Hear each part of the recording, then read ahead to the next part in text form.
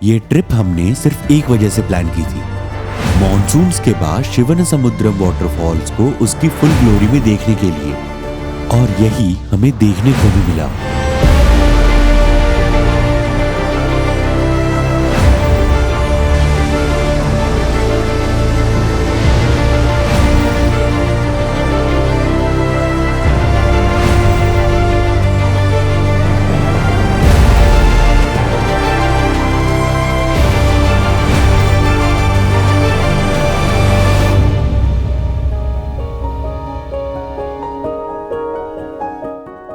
गर्मा गर्म नाश्ता और कॉफी लेकर हमने इस ट्रिप की शुरुआत की। शिवसमुद्र वाटरफॉल्स बैंगलोर से लगभग 150 किलोमीटर्स की दूरी पे है और बैंगलोर से शिवनसमुद्र का ये रास्ता काफी ज्यादा सीनिक है।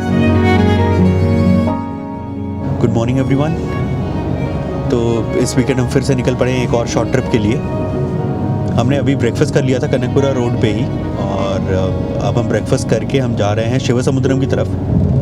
प्लान है कि शिवसमुद्रम चला जाए और फिर वाटरफॉल्स देख के थोड़ा टाइम वहाँ स्पेंड करके फिर हम ढोंडनलिंग निकल जाएंगे, और फिर ढोंडनलिंग में ओवरनाइट स्टे करके कल सुबह वापस घर की तरफ।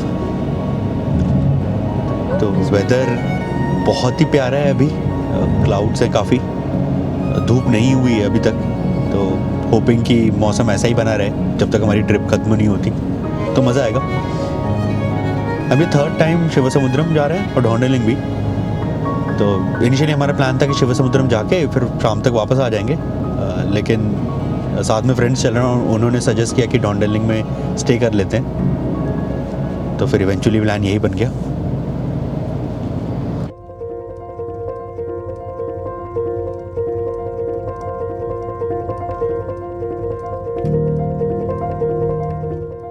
शिवनसमुद्र पहुंचने से कुछ पहले हमें दर्शन हुए कावेरी नदी और उस पे बने हुए इस खूबसूरत ब्रिज के। यह नदी, यह ब्रिज और यह ओवरकास्ट कंडीशंस इस लैंडस्केप को पिक्चर परफेक्ट बना रहे थे।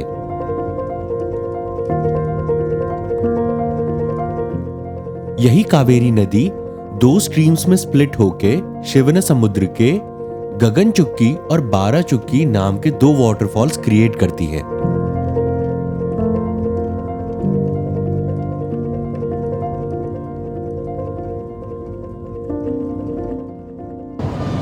बारिश होने के बाद नदी काफ़ी ज़्यादा भर गई है। लास्ट टाइम हम आए थे तो बारिश के सीज़न से जस्ट पहले आए थे, तो ज़्यादा पानी नहीं था, और इस बार देखिए कितना ज़्यादा पानी है, कितना ज़्यादा सुंदर लग रहा है।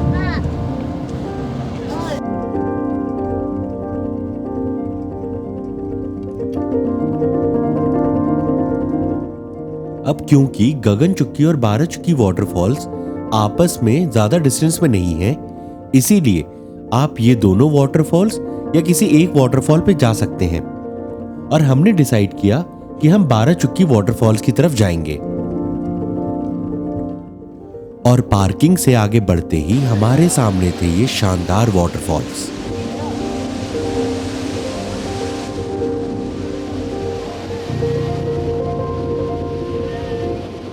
इस जगह पे वाटरफॉल्स की कई सारी स्ट्रीम्स थी और ये दूध जैसे वाटरफॉल्स बहुत ही ज्यादा खूबसूरत लग रहे थे।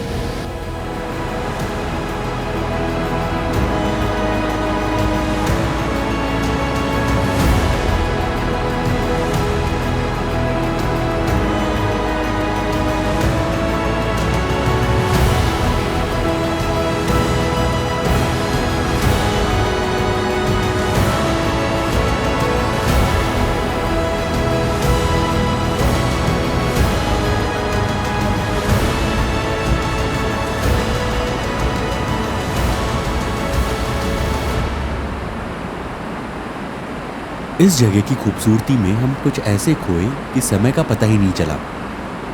इस जगह पे कुछ घंटे बिताने के बाद और इन नज़ारों को अपनी आंखों में बसा लेने के बाद हम अपनी अगली मंजिल ढोंडनलिंग की तरफ बढ़ चले।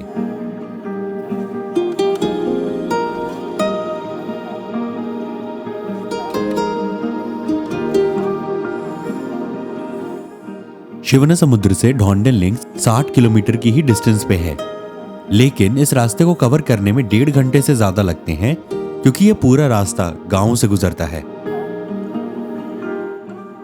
यह जगह इतनी ज्यादा ब्यूटीफुल, काम और पीसफुल है कि हम यहाँ बार बार खींचे चले आते हैं।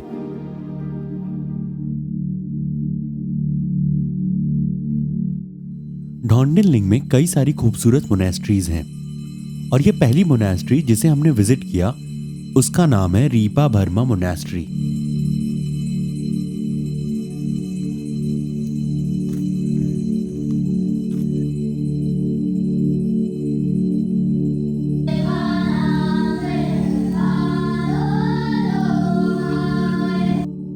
और इसके बाद हम गए ताना मोनेस्ट्री।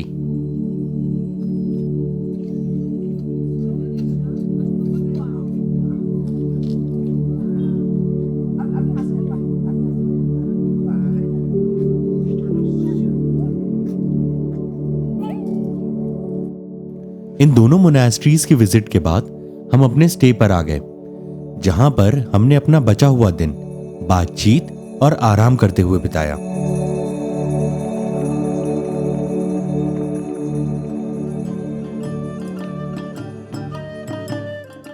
अगले दिन सुबह सुबह तैयार होकर हम आ गए ज़ोग्चेन मोनेस्ट्री।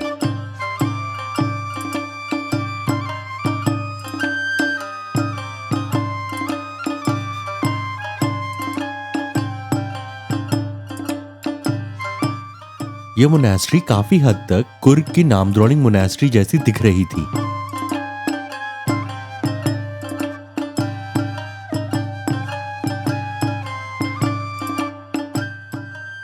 सुबह सुबह मोनेस्ट्री में बिल्कुल भी भीड़ नहीं थी, जिसकी वजह से हम तसल्ली से इस पूरी मोनेस्ट्री को देख सके।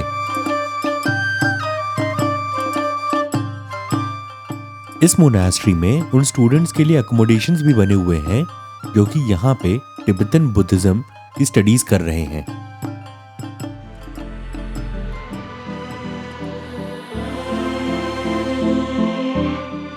ज़ोग्चेन मोनेस्ट्री की इस विजिट के साथ डॉन्डेनलिंग में हमारा समय खत्म हो चला।